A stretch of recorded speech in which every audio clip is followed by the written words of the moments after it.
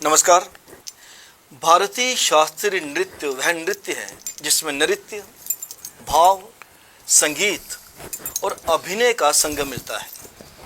यह कोई मनोरंजन का साधन नहीं है, बल्कि यह भाव यानी भावना, राग यानी संगीत और लय यानी ताल के माध्यम से ईश्वर की आराधना का साधन है।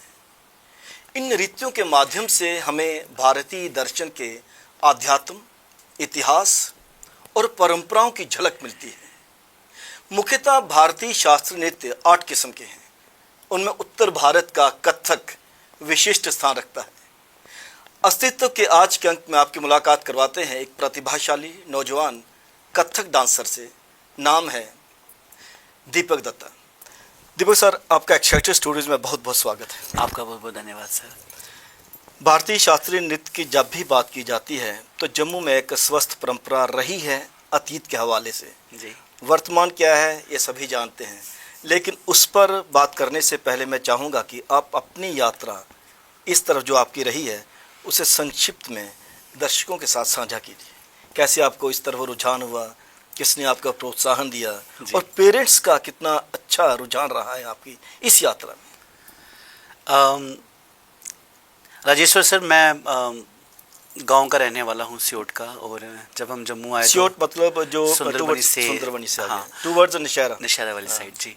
तो हम जम्मू शिफ्ट हुए तो पढ़ाई जैसे चलती है, मैं घर में इकलौता हूँ, तो हर एक जैसे माँ बाप का सपना होता है कि बच्चा अच्छा पढ़ाई करे, ये डॉक्टर, इंजीनियर, एग्जैक्टली वही सेम था। तो हायर स्टडीज़ में जब मैं आया तो मेरा तो बेसिकली यही था कि ग्रेजुएशन में मैं आर्ट्स लूँ। बट पापा फिर वही कि बनना है तो कुछ अच्छा बनना है एंड ऑल दैट, तो फिर पापा ने इंजीनियरिंग करवाई। अच्छा, आपने इंजीनियरिंग की है? या आर्किटेक्चर इंजीनियरिंग की मैंने नॉर्थ पॉलिटेक्निक से। अच्छा। ये Jamwal group of education institutions थे। तो उस दौरान जो उनके एमडी सर थे वो हमेशा हर साल एक इवेंट करवाते थे। अच्छा। विधि सिंह जी। विधि सर। जी। तो नीनू बांगड़ू मैम थे और विधि सर थे, तो वहाँ पे वो इवेंट करवाते थे। तो हर साल तो कुदरती मुझे मौका मिला उन इवेंट्स को अटेंड करने का। लाइक मैं कोरियोग्राफ करता था। अच्छा। इवेंट्स को। तो शौक था आपको पहले से? हाँ। तो बात बढ़ते बढ़ते साथ साथ मैंने फिर ग्रेजुएशन अपनी की। डांस में एक बार मैं एक इवेंट में ऐसे ही किसी लोकल इंस्टीट्यूशन के द्वारा एक इवेंट में गया, तो नारायण सर वहाँ पे हमारे गुरु जी मेरे अब हैं, तो उन्होंने मुझे देखा तो कहते डांस बड़ा अच्छा है लेकिन प्रॉपर पद्धति में नहीं है, तो विधिवत शिक्षा लो इसकी। फिर मैंने गुरु शिष्य परंपरा के अनुसार अनुसरण करते हुए तो नारायण सर जी की से दीक्षा ली और उनसे नृत्य सीखना शुरू किया। बस वो एक पहली सीढ़ी थी।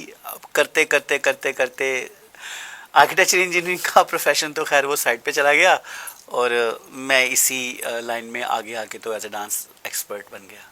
तो आप बचपन से जो डांस किया करते थे वह भी क्लासिकल था कि ऐसे ही जैसे बच्चे अक्सर किया करते? नॉर्मल जैसे डांस होता है, लेकिन हाँ लटके झटके अदाएं कुछ ज़्यादा थी, बिकॉज मैं श्रीदेवी का बहुत बड़ा फैन था। अच्छा। या और फोक डांस मुझे बहुत पसंद थे। मुझे फोक बीट्स बड़ी पसंद थी, क्लासिकल जो बीट्स होती हैं, उसके बाद घुंघरू की छनक, मुझे ये चीज़ें बहुत ज़्यादा अट्रैक्ट करती थी।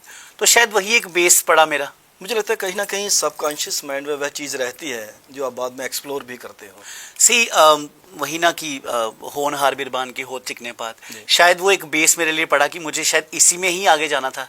विधि ने पहले ही लिख दिया होता है कि हाँ इस चीज़ को ही आगे बढ़ाना है आपने। लेकिन पेरेंट्स का कैसा रुझान रहा? पापा तो बिल्कुल खिलाफ थे इस चीज़ क्योंकि मैं ये इसलिए पूछ रहा हूँ क्योंकि आमतौर पर नृत्य कोई भी हो, किसी भी फॉर्म में हो, फोक हो या वेस्टर्न हो, जी या फिर इंडियन क्लासिकल डांस ही क्यों ना हो, जी, उसमें अधिकतर हम देखते हैं कि रुझान लड़कियों का ज़्यादा होता है। जी।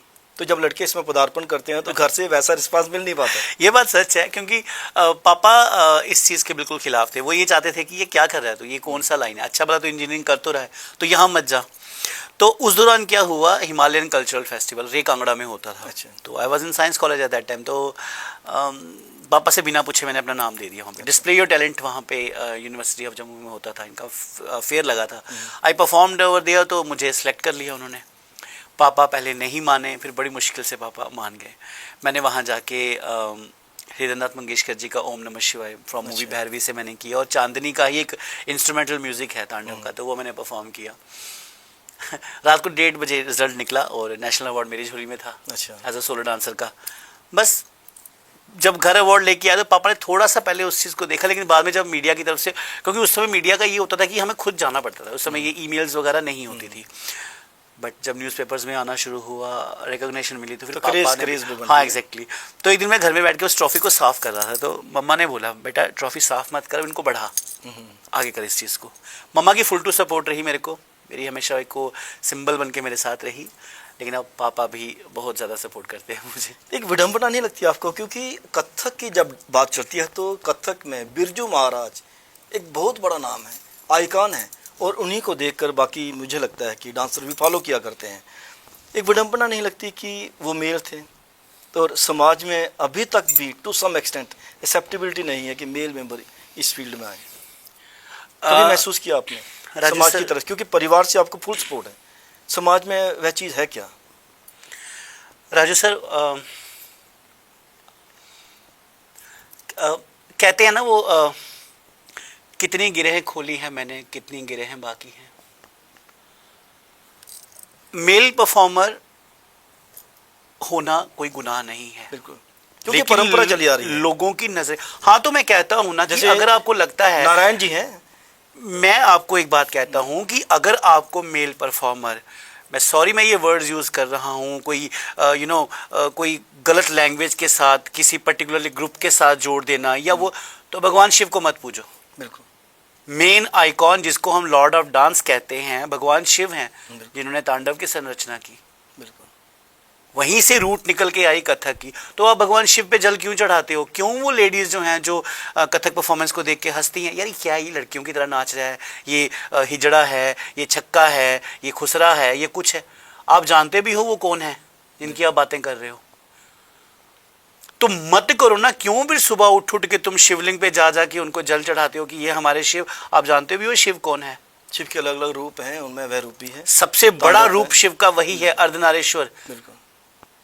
और मैं जहां तक जानता हूं, उन छिटपुट लोगों में शायद जो जम्मू के हमारे अभी कथक को जो चढ़ा रहे हैं, जो ये रीति चल रही है, मैं उनकी पैरों की धूल भी नहीं हूँ। मुझे सीखना बहुत है और मैं बहुत अपने आप को धन्य मानता हूँ सर कि मुझे ये मौका मिला भगवान शिव की रचना या भगवान शिव की पूजा करने का।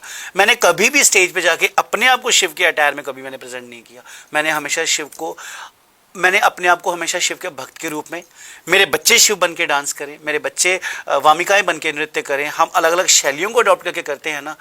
मैं लोगों की परवाह नहीं करता लोग मेरे बारे में क्या बोलते हैं। मेरा अक्स और मेरे बच्चे मेरी रिफ्लेक्शन है। मैं आज हूँ या नहीं हूँ, मैं कल रहूँ या ना रहूँ, ये पद्धति मेरी चलती रहेगी।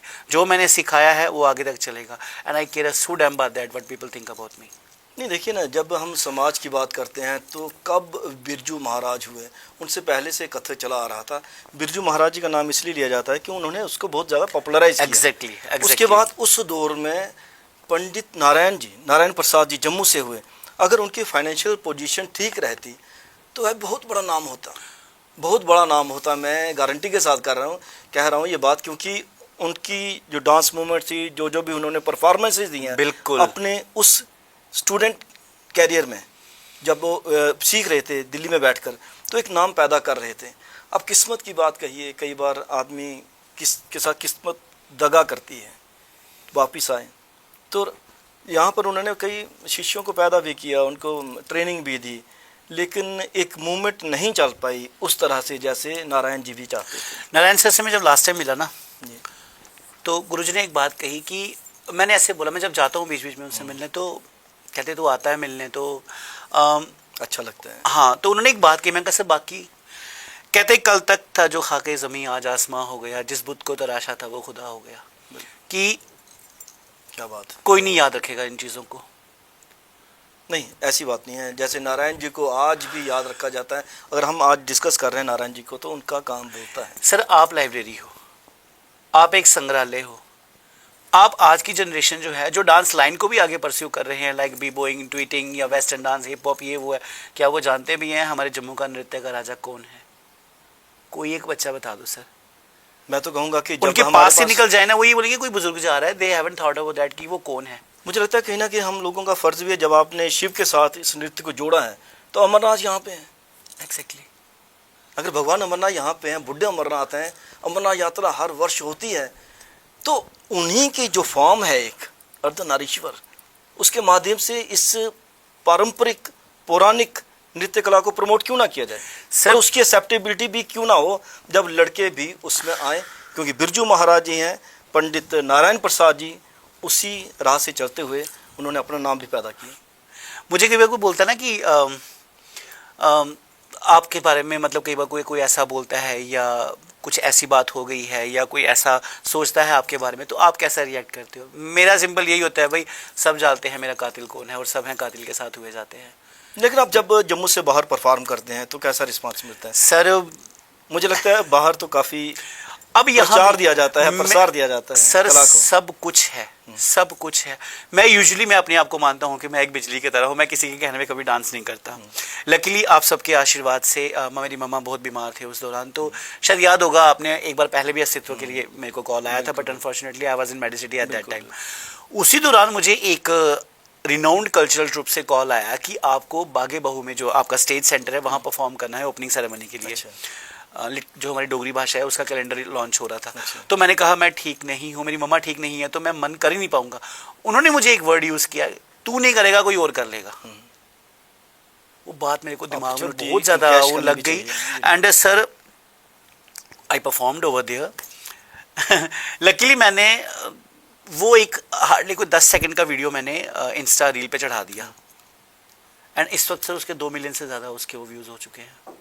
क्योंकि लोग चाहते हैं अपनी परंपरा से जुड़ना, अपने अस्तित्व से जुड़ना, लेकिन वही है ना, पहला कदम कौन उठाएगा? सर लेकिन एक बात और भी मान के चलो ना, people like you, those who are dignitaries and VIPs and at the front line people, आपकी सपोर्ट के बिना ये सब कुछ नहीं होने वाला सर। बिल्कुल। जम्मू में मैं वही कहना चाहता था कि जम्मू में अगर हम आर्ट प्रमोशन की बात करें, साहित्य की बात करें, तो हमारे यहाँ क्या प्रमोटर्स हैं? क्योंकि कथक या इंडियन क्लासिकल डांस, इसको संरक्षण किसका मिलता रहा? राजघरानों का, बिल्कुल, मंदिरों का, बिल्कुल, मंदिरों में परफॉर्म होते रहे कथक, बिल्कुल, राजघरानों में बिल्कुल कथक बकायदा मंडपम होते थे उनके लिए। लेकिन उसका सब्स्टिट्यूट आज क्या है? सरकार। तो सरकार की तरफ से जो ऑर्गेनाइजेशंस बनाई गई हैं, सरकार क्या है? सरकार हम लोग ही तो हैं, लेकिन जो लोग ऑर्गेनाइजेशंस में बैठे हुए हैं की पोस्ट पे, उनकी रिस्पॉन्सिबिलिटी नहीं। You know we dancers are always treated as fillers. मैं उस लाइन से हटके रहा, मुझे हमेशा उन्होंने बोला कि लीड परफॉर्मर, शो स्टॉपर या ओपनिंग एक्सक्लूसिवली एक पूरी की पूरी परफॉर्मेंसेस, एक पूरा शो क्यों ना हो? इसी के बेस पे कथक पे एक पूरा शो क्यों ना हो? फिलर क्यों? सर वो कहते हैं डोगरी में बोलते ना, तू भी रानी मैं भी रानी, तो कौन पड़े कड़े छुपानी। देखिए वेस्टर्न डांस के बीच में फिलर की तरह अगर आप इंडियन क्लासिकल डांस को यूज करेंगे, अरे उसकी आराधना खत्म हो सब खत्म हो जाएगा। इस आराधना है, तप है, तपस्या है। नृत्य शास्त्र के जो हमारे प्रथम अध्याय हैं, कभी भी किसी राज पुरोहित, किसी राजा प्रधान को कभी नहीं कहा गया कि आप दीप प्रज्वलन करें। जो नृत्य शैली में दिग्गज होता था, जो नृत्य परफॉर्म करने जा रहा था, उनके हाथ में दिया होता था, वही दिया लेके आगे जाता था जो मेन दिया प्रज्वलित किया जाता था। वो प्रथा कहाँ पे है कौन जानता है? आसपास चौराहा ऐसे बना के, चौरस बना के सेंटर ऑफ अट्रैक्शन बना जाता था नृत्य, वो कहाँ पे है वो प्रथा? बाद में उन्हीं को ही देवदासियां, नगरवधु और कृष्णादासी बोला गया। हम तो वो तक बनने को तैयार थे, हम वो तक। मैं जब अपने आप को अटायर में उसमें जाता हूँ तो मैंने कभी परवाह नहीं की, मेरे अपनी जो ज्वेलरी है, मेरे अपने हाथों की मेहंदी, मेरे पैरों की मेहंदी, हाथों के घुंघरू, रजा हुआ मेकअप, मैं जब भी परफॉर्म करता हूँ सर, मैंने बोला है हे भगवान, मैंने आपको समर्पित कर दिया। अब जो मेरे को जो कुछ बोलेगा ना, मेरी झोली में। लेकिन आप जब परफॉर्म करते हो कैसा फील रहता है? मैंने कभी किसी की परवाह नहीं की सर। मेरे मन में कितना भी दुख बवाल मचा होगा, मेरे पैरों की थाप और मेरे नवरसा बता देते हैं कि मैं किस भाव से गुजर रहा हूँ अंदर से। लेकिन कैसा फील करते हैं परफॉर्मेंस के दौरान? क्योंकि आप तो रच बस जाते हैं परफॉर्मेंस में। तब तो सर एक शीश महल है अंदर से। मैं अपनी बात करता हूँ, शीशे लगे हैं जबकि चारों तरफ, मैं अकेला हूँ, मैं खुद को ही देख रहा हूँ, खुद से बातें कर रहा हूँ, खुद ही चिल्ला रहा हूँ, खुद ही रो रहा हूँ, खुद ही भुगत रहा हूँ। क्या एक्सपेक्ट करते हैं कि जैसे ऑर्गेनाइजेशन जो भी हैं, कल्चरल एकेडमी है यहाँ पे या टूरिज्म डिपार्टमेंट है, जिसको प्रमोट करना भी चाहिए, और हमारा दायित्व बनता है कि हम इंडियन क्लासिकल डांस को प्रमोट करें। अतीत सुनहरी रहा है, वर्तमान वैसा नज़र नहीं आता, तो भविष्य कैसा होगा? मुझे एक बात बताइए सर, आप जो ये पेज 3 शोज में जाते हैं, कोई एक चीज़ ऐसी बताइए, कोई नई चीज़ आपने देखी होगी। हमेशा आपके सामने वही चीज़ें परोसी जाएंगी। Never ever XYZ people have tried to be something new. You always wonder in search of a new things कि कुछ और चीज़ निकल के आए, and I am the lucky one from that side sir, and I am the lucky one from that side. मैं सामने कभी नहीं आना चाहता, मेरे बच्चे आगे आए, मैंने कभी ये नहीं चाहा कि मैं पेज लाइफ का हिस्सा बनूँ या मैं जाऊँ, never ever thought of that sir. मैं बिहाइंड द कर्टन भी करूँगा, मेरे बच्चे जब आगे आएंगे ना, मैं वही आगे बोल रहा हूँ कि आजकल लाइफ का पता नहीं है, मैं आज हूँ कल मैं नहीं हूँ, लेकिन मैं इतना जानता हूँ कि मुझे जब याद किया जाए ना, तो वो एक सच्चे नृत्यक के तौर पे याद किया जाए कि वो था एक इंसान जो कितना घुटा होगा, कितना दुखी रहा होगा, कितना अकेला रहा होगा, कितना भुगत रहा होगा, लेकिन उसने कभी भी हार नहीं मानी। और यही एक मिसाल ऐसी है जो मैं बच्चों के लिए भी डालना चाहता हूँ। आजकल आप परफॉर्म तो करते ही, साथ में बच्चों को सिखा भी रहे हैं जी।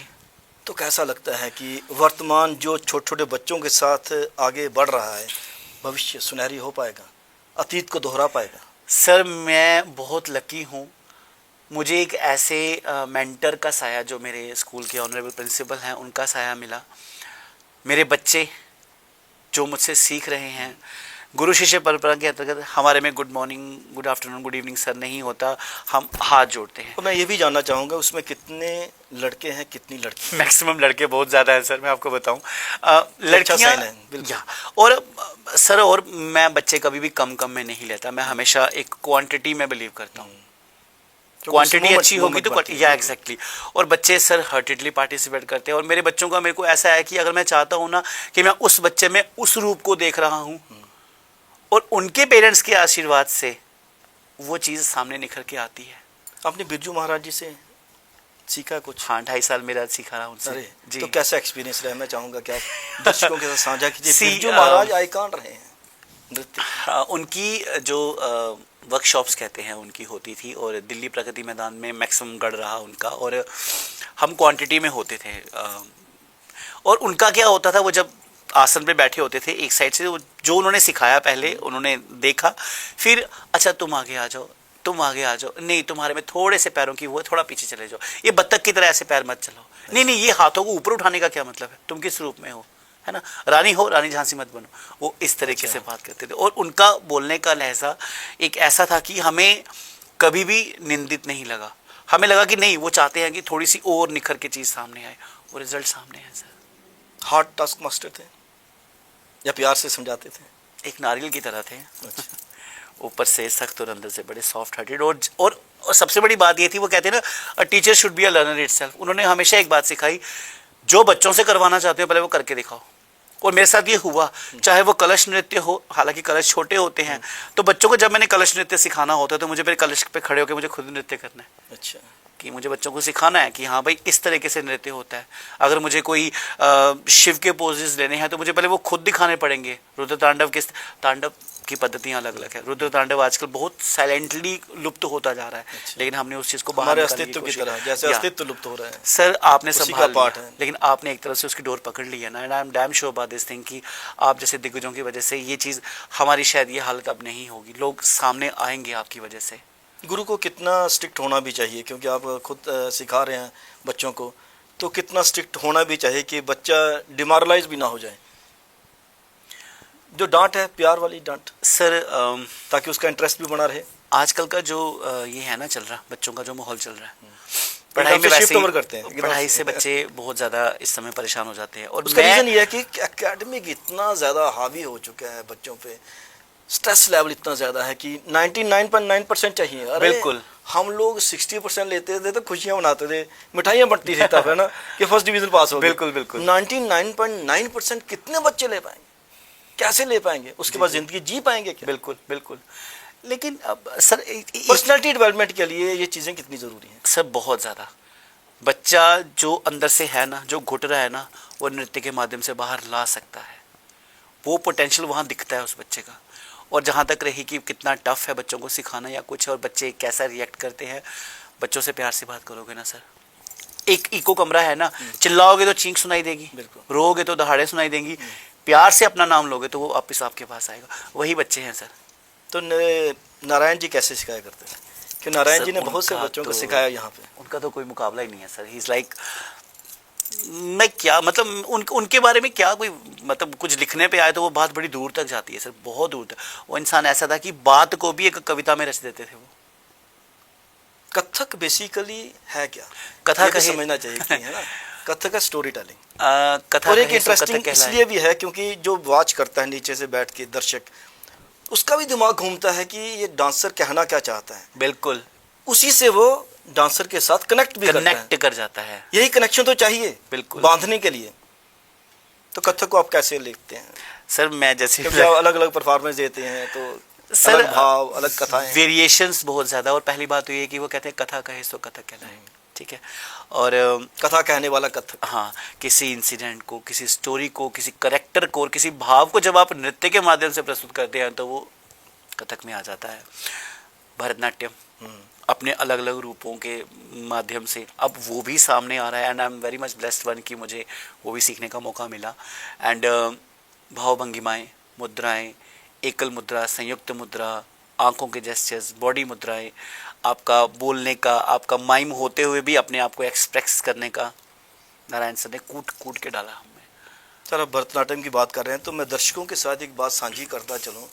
पिछले दिनों मुझे डॉक्टर भूपेन हजारिका पे किताब का ट्रांसलेशन करने का मौका मिला। अनुवादन, जी। हाँ, असम प्रकाशन बोर्ड की ये प्रोडक्शन जी, थी, जी, जी। जिसे पीएम माननीय नरेंद्र मोदी जी ने रिलीज़ किया गुवाहाटी में। मैं इसलिए बात कह रहा हूँ क्योंकि जो 8वां मुख्यतः नृत्य माना जाता है सत्रिय, सत्रिय, हाँ, सत्रिय जी, जी। या शास्त्रीय है ना जी, उसको वहाँ के लोगों ने शास्त्रीय नृत्य में इंक्लूड करवाने के लिए एक मूवमेंट चलाई। बहुत स्ट्रगल किया उन्होंने। Struggled ये a हमें lot सीखना और- चाहिए कि नॉर्थ ईस्ट के स्टेट्स कितनी पर्टिकुलर हैं, साउथ की स्टेट्स कितनी पर्टिकुलर हैं अपनी डांस फॉर्म को लेकर। सत्रिया को इंडियन क्लासिकल डांस में इंक्लूड करवाने के लिए बहुत बड़ी मूवमेंट हुई, जिसमें भूपेन हजारिका जब संगीत नाटक अकेडमी के उनका तो चेयरमैन थे, जी, जी, जी, उन्होंने जी। उसको हेल्प भी किया उसको इंक्लूड करवाने के लिए। बिल्कुल। तो क्या कथक, जिसका कभी कहा जाता है गढ़ भी रहा है जम्मू, जी, जी, जी, काफी परफॉर्मेंसेस होती रही हैं, जी। तो यहाँ के लोगों का फर्ज नहीं बनता सर भूपेन कि सर आप का- जैसे दीपक दत्ता जैसे लोगों को प्रमोट किया जाए ताकि और भी दीपक दत्ता आगे आए और एक मूवमेंट बनता है। भूपेन सर की आपको बात बताऊं कि वो बहुत अच्छे एक फोक सिंगर हाँ, थे, और राइटर डायरेक्टर थे। भी थे साथ में, जिन्होंने रुदाली का जो म्यूजिक कंपोज किया था।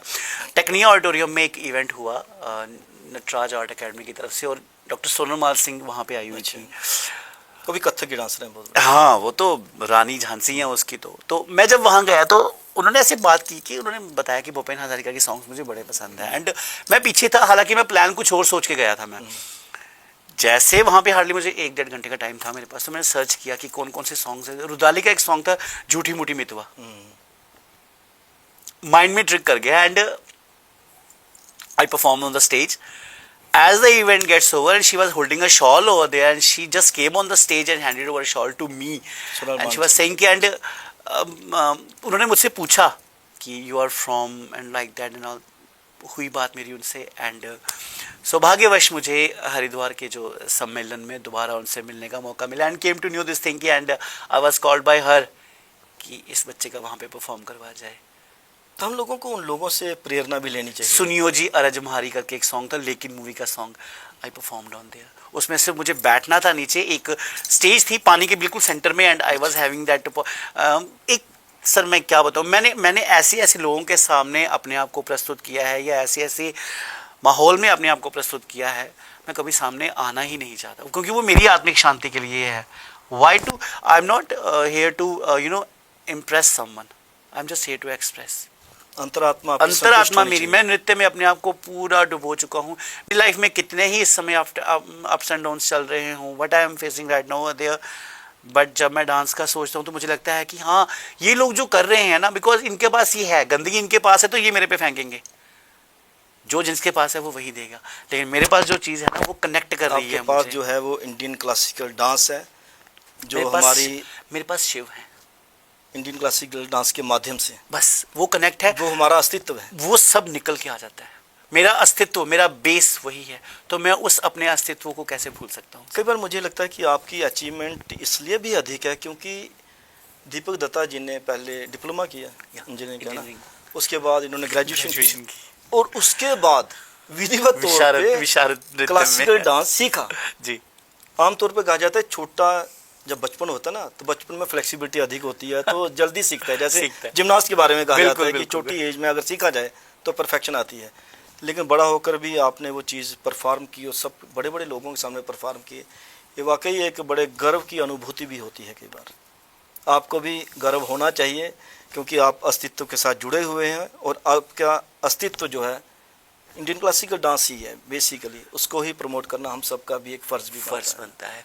सर गर्व करूँगा तो गुमान आएगा, मुझे गर्व नहीं करना अपने आप पे, मुझे ये करना है कि हाँ I am still a learner, मैं सिर्फ अभी तक सीख रहा हूँ, सीखने की वो रहेगी ना पिपासा, फिर आगे सिखाने का भी एक रहेगा।